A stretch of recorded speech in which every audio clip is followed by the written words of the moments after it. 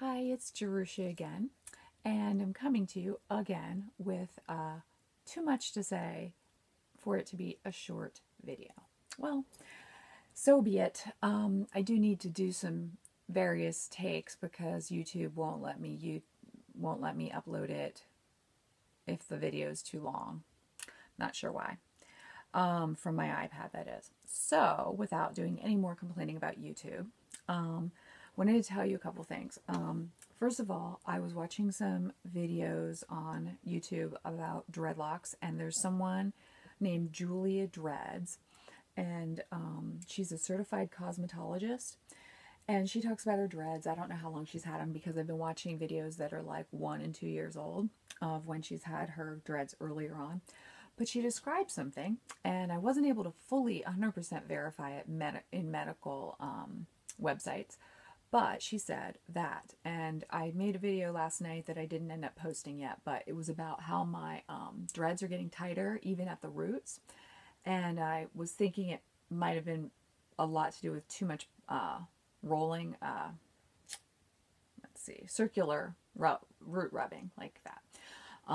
But she said that some scalp issues can come up when the hair starts to lock up and shrink up, and it actually starts to create some more tension on the scalp as well. You know how like it's been shrinking up from the bottom? Well, it also can create tension on the scalp when it's shrinking up and getting tighter. I didn't realize that, and I was kind of hypothesizing that last night before I saw her video mentioning it. I'm going to link it below in the information section description of this video. She has a video, let's see. One of her videos is called Smelly Dreads, Exercise, and Unhealthy Scalp. I get a lot of really good information from that. She said that so when the hair is locking up and it's creating tension on the scalp as well, then your scalp can get red and irritated. And some people even have had like little red bumps, and not just with dreads, but sometimes with braids and things like that that create tension on the scalp. So when the scalp gets red and irritated, you can get a rash or bumps. And then she said, and I wasn't able to verify this, that the oil from your scalp being there can irritate the follicle even more. And so, and then you can get kind of an infection there. Maybe that's what the red bumps are.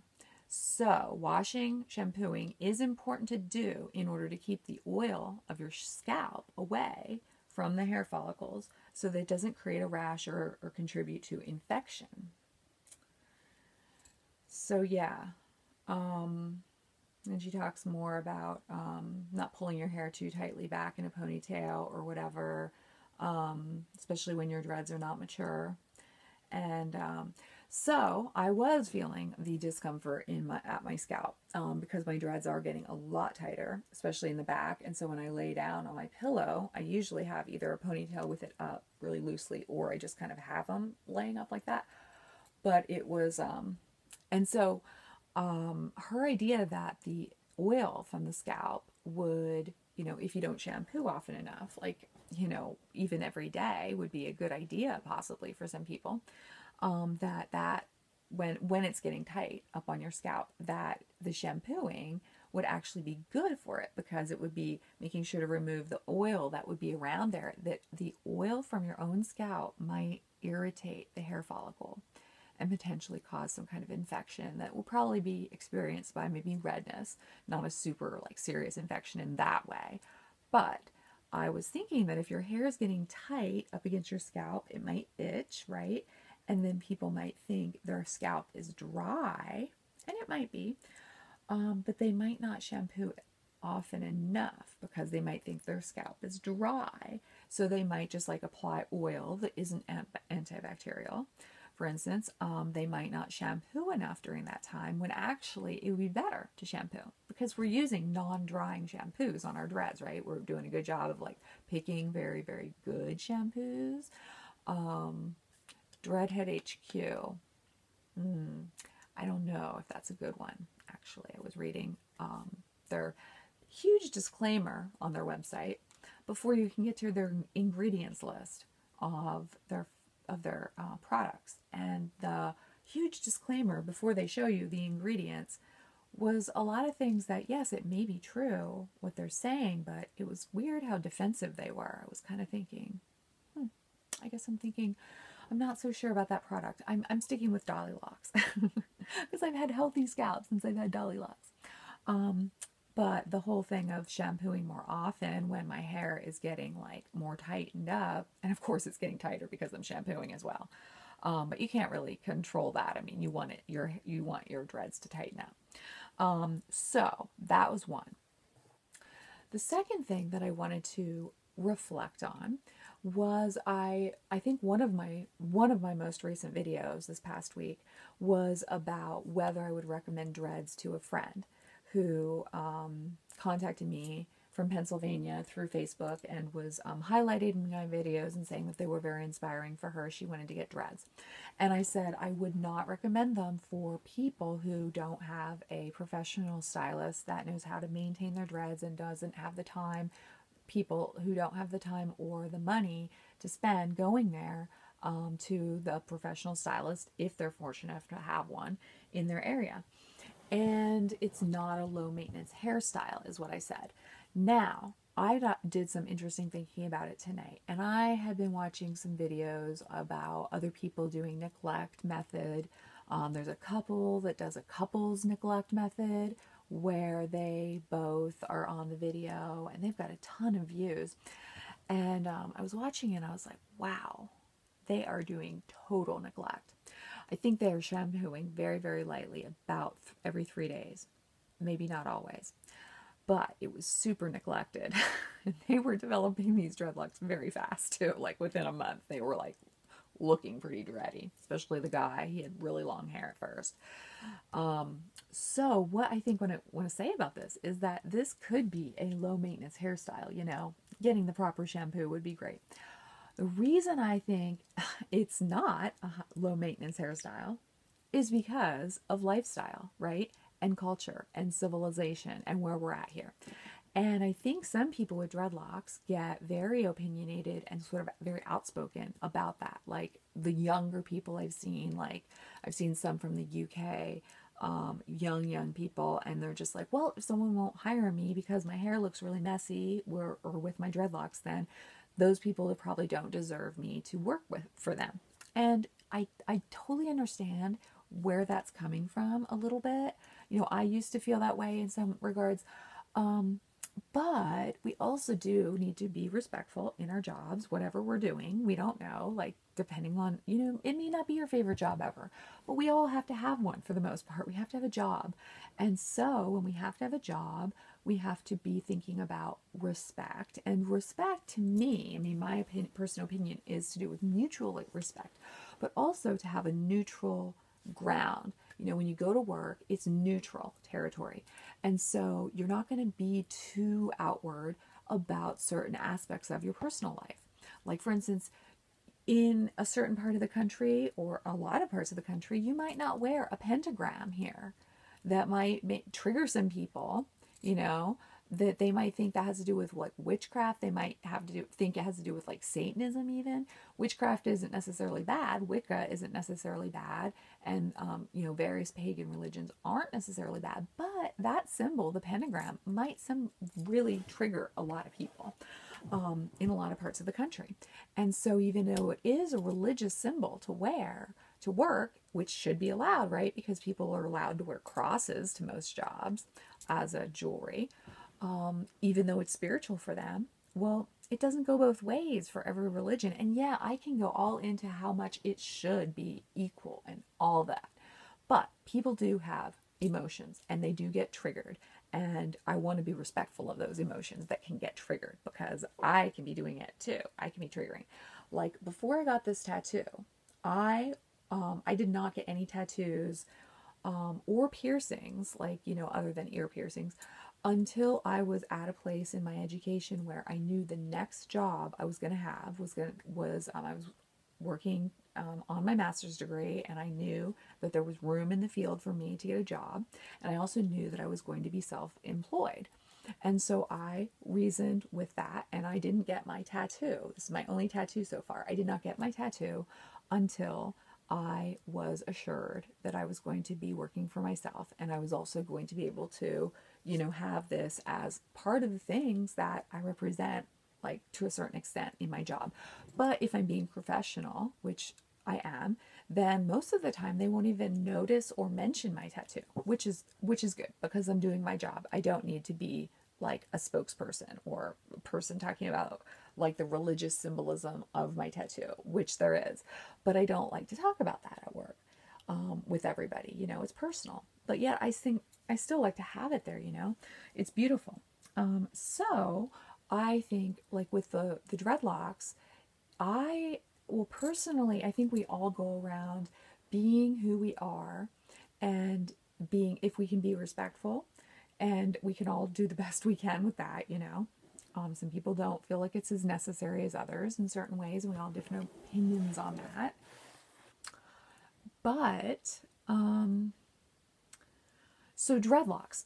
So for me personally, I would like to. I find it exciting to go into the world, having the dreadlocks the way I want them to look, which is tidy and unique at the same time. I want the loops and the bumps, but maintained. Okay, so that's me, and that's how I want to represent dreadlocks in the world for me. For me personally, my own one person of head of hair. And if it's a cultural thing, it might be a cultural thing. I mean, I'm not getting into cultural appropriation, but part of my personal belief system, has to do with Germanic tribal religion. That's my background. And so people in my history have had dreadlocks, and no, they did not have them well maintained, possibly, most likely. But this means something to me, and so does the tattoo mean something to me. I don't want to have to explain it all the time. So, dreadlocks don't have to be high maintenance. I mean, you want to take care of yourself and do hygiene just for health reasons. But the idea that we have to do like a certain kind of upkeep of the way I described the dreads needing a lot of maintenance. Well, that goes with my opinion, I guess, about how I don't think it's a necessary part of my life journey to, for like 1 year potentially, go around with my hair looking a certain way that it probably would look if I did the neglect method. Okay. So, as much as I might want to for spiritual reasons, I do not think it would be able, I personally wouldn't be able to be a spokesperson for neglect method going around in my professional life or even my personal life like that, because I'm just not strong enough. Hey, I saw something, I forget where it was, but it was saying basically, and it had to do with coming out of the closet and being gay. But it also, I think, could have to do with other kinds of alternative lifestyles. That not you don't like people say that if you're a celebrity and you're gay, for instance, then you almost like you owe it to everyone to tell that you are, and be out as gay and tell everyone in openly that you are gay if you're like an out like a public figure or an actor. And this person said that there was no requirement for you to be like a spokesperson, even if you're popular or famous, like if you happen to be gay or in an alternative lifestyle. If you choose to do that at some point, then that's your choice. And that's part of your own personal life journey. But that this person was writing that it's not an obligation to come out because it's hard. Even if you're a celebrity or an artist, yeah, or an actor, it takes a lot, and people aren't always up to that. I mean, it's enough to be able to go out and live your life in the public eye where you're not going to be going out totally on a great day for you in public, but you have to deal with that.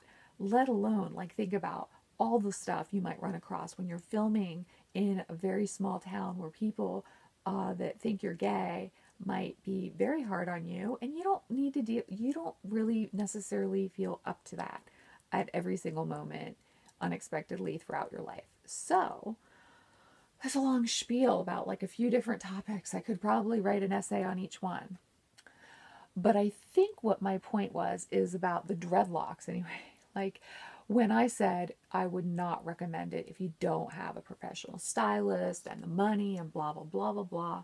That's me deciding that, well, that's my decision. Like I really, but I wouldn't recommend it for young people who aren't employed yet or aren't employed in a place where they know for sure that however messy it has to be, that it's going to work. It's not going to be like an obstacle, meaning it's not just about being fired or not even get a job. It's like you may have a very accepting employer, and at the same time, you're going to work, and all people want to do is talk to you about your hair and your dreads. And it's really hard to concentrate on your work. Even if you're in a restaurant as a waitress, for instance, a wait staff, food server, or whatever your role is, you don't necessarily want to talk about your dreads all the time, especially if they're like neglect method, messy, standing out. Like there's lots of different ways your hair can get when you're like doing the low maintenance way. And it's pretty draining, I would think, for most people, for me at least, and for people I know are like really sensitive people. And so people can be really unsensitive when they mention things about how you look. I mean, even if you're trying really hard and you think you're having a good hair day without dreads, you can still get negative stuff. And it's just an extra obstacle. And I think that's what I was talking about. I was saying I wouldn't recommend it. But, everyone's got their own thing. When I talk to young people about it, or people that are still like in a place where they're like trying to get the job that they really want, and they're still in the process of getting to that point, I guess I would say I personally would think that's hard enough. And then having something like, I don't know how to control my hair today, like in this way, would be one added thing that I just don't think I would wish for anyone. And if everyone has problems with it, I don't know. I guess I think it matters what people think to a certain extent.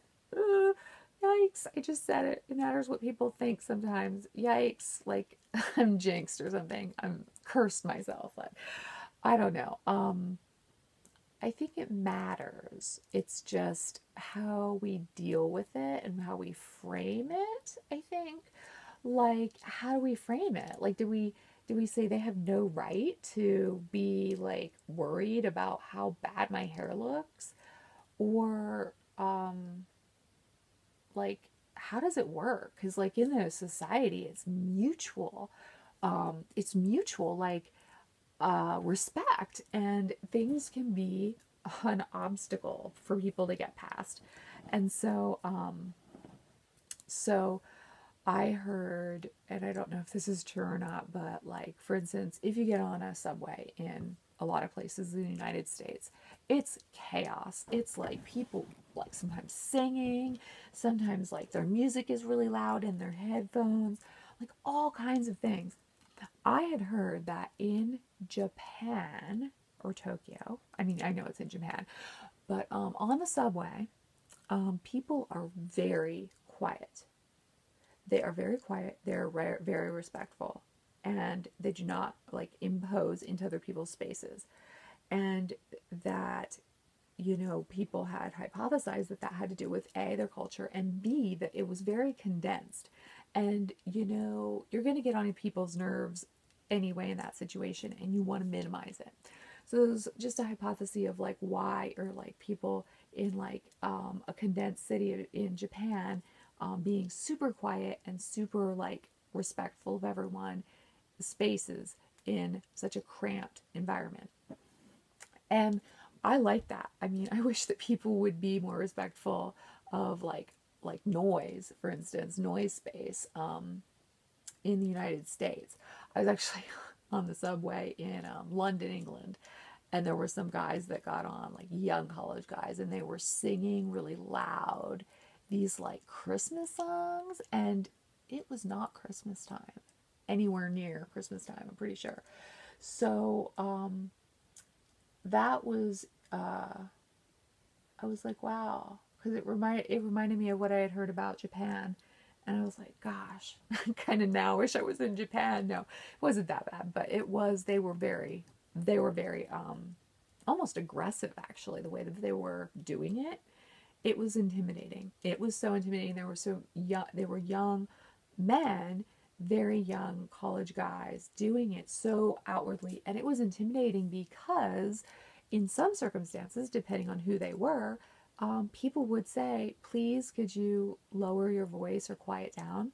But these guys probably didn't even realize themselves that they were intimidating, and people were probably a lot less likely to say something to them, even though they would if it was somebody that they felt comfortable saying that to, but they probably weren't going to potentially get into like a verbal argument with these guys, because it could have happened, and no one, some people really didn't want to like say, put themselves out there like that.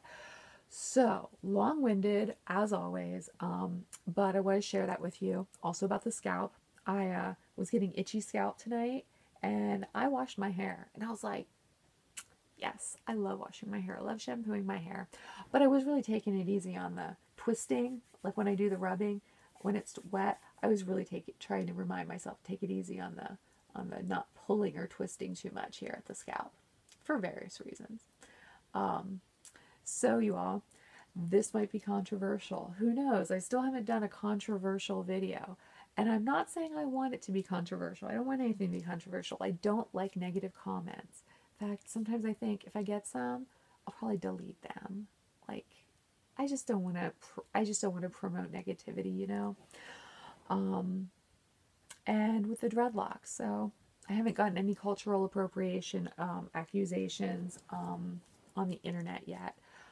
Probably coming. It's probably coming. But I think that the more people that can have dreads, the better. I would hope that everyone with dreads goes into it thinking, I don't have to be a spokesperson for people with dreads. Maybe I want messy dreads. Maybe I want to go through that. Maybe that's part of my dread journey. And so be it. More power to them.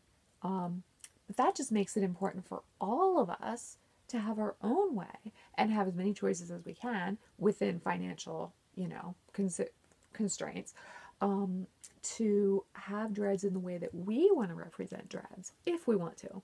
I mean, maybe it's just what you want to do. Maybe it's just what you like your hair to look like, and that's totally fine too.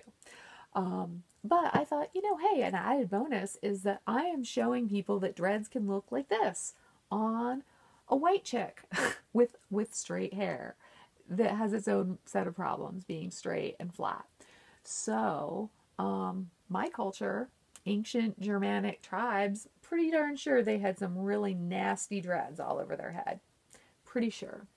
And no, they weren't like this. And no, that's not the only reason I'm doing my dreads, but maybe that's part of why I think it's romantic, is because there's an aspect to it, But I'm fitting it in with my culture, and that is necessary for me to do. I'm glad to be part of this whole YouTube community. I hope my videos stay up here for a while, because this has been a big deal for me to put my face out there, that in the public, anyone can see it, anyone can watch my videos, can see what part of my house looks like. It's showing something that I do not usually do in this world. So I would say good for me, and good for you if you enjoy my videos. If you don't, well, you can always ignore them. That's what I try to do with things that bother me, or things I'm not that fond of. I just try to ignore them. All right. Take care, have a good night, and I stayed up a little extra late because I'm waiting for my dreads to dry, but they're damp, and I'm pretty sure I'm going to go to bed before they totally dry. My dreads are 10 weeks old, plus 2 days. All right, take care, and I'll see you later.